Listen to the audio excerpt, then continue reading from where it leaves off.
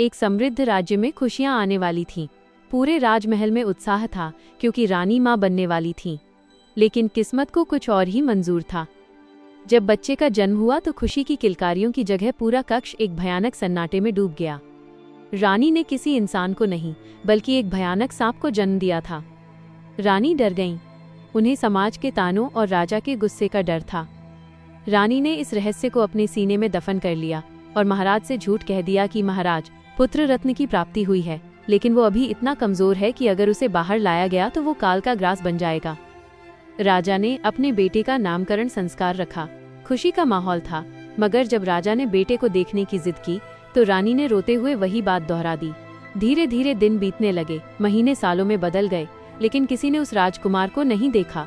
रानी ने उस सांप को सबसे छुपाकर एक अंधेरे कमरे में पाला।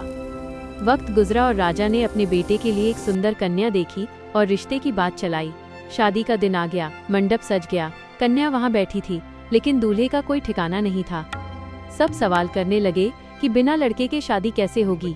महाराज ने फिर रानी से कहा, महारानी, अब तो हद हो गई, अपने बेटे को बाहर ले आओ। रानी की आंखों में आंसू आ गए। वो तड़प कर बोली, नहीं महाराज, मेरा बेटा बाहर आया तो मौत उसे निगल जाएगी। अंत में उस सुंदर कन्या की शादी बिना दूल्हे के ही कर दी गई और उसे घर ले आए।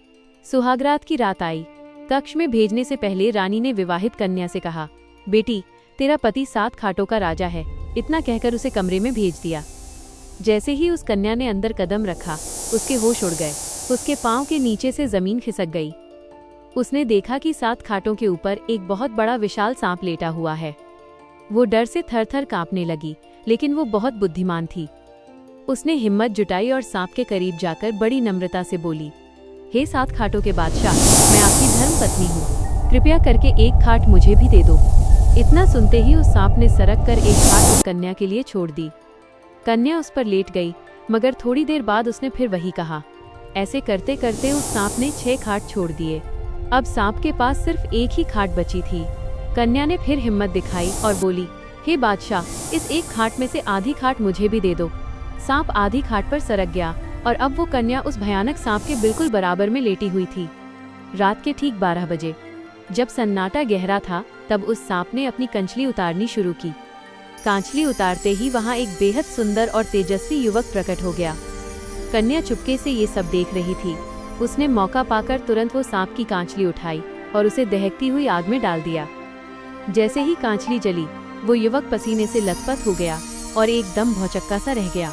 लेकिन कांचली जलने के साथ ही उसे एक नया जीवन मिल गया था, क्योंकि अब वो दोबारा कभी सांप नहीं बन सकता था। कन्या उस सुंदर राजकुमार का हाथ पकड़कर रानी के पास गई। रानी ने जब अपने बेटे को सही सलामत और इंसानी रूप में देखा तो उनकी खुशी का ठिकाना न रहा। उन्होंने पूरे राज्य को अपने बेटे का चेहरा दिखाया।